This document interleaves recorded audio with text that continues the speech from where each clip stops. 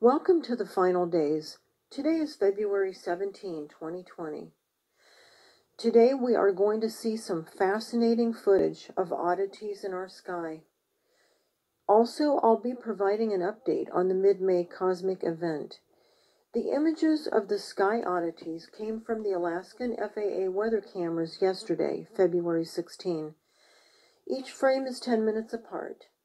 The purpose of this channel is to show viewers that we are living in the very last days according to the Holy Bible, and to explain why this is good news and also how to prepare. Our first video comes from the south-facing weather camera located in Moose Pass, Alaska.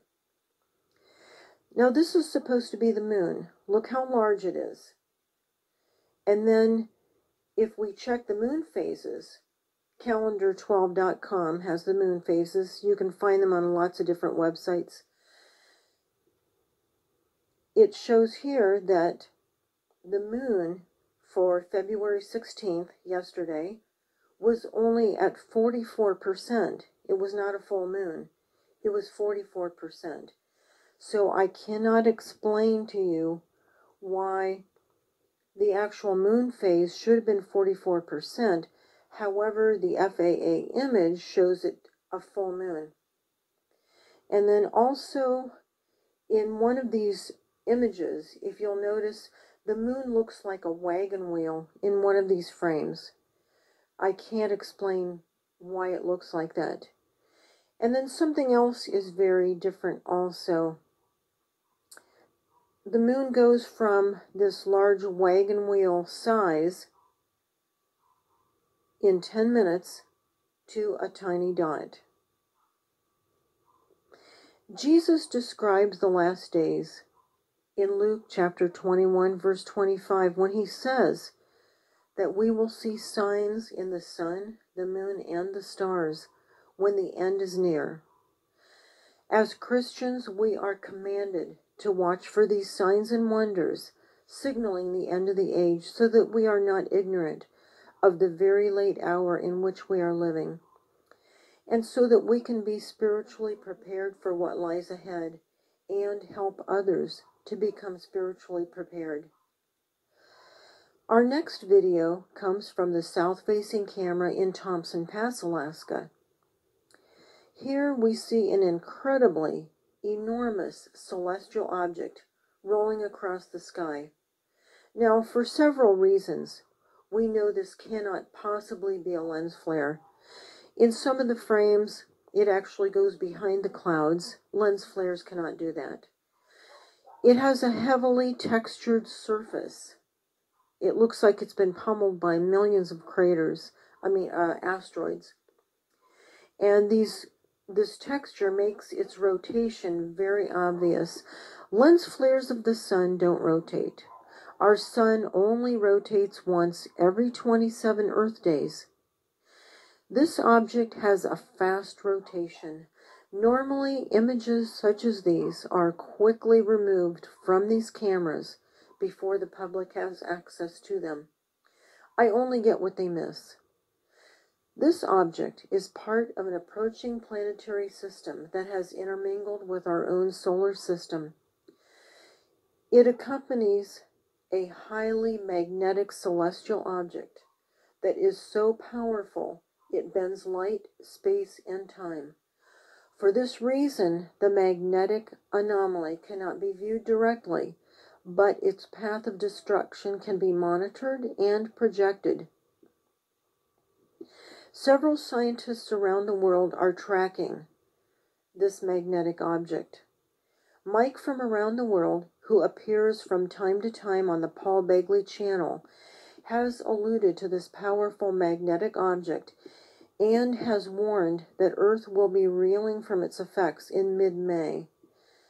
The Terrell Black Star channel has also been tracking this object for years and provides a weekly update report on its location. And he too reports that we will be coming in close proximity to this object in mid-May.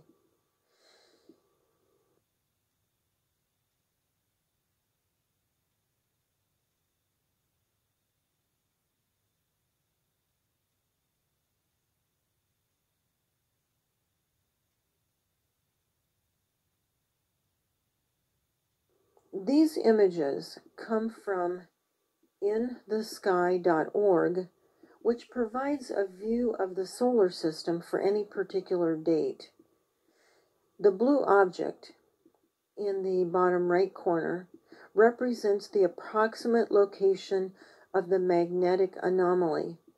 Now, this is only an approximate location, and this is only a representation. The magnetic anomaly is not nearly this large. It's actually small.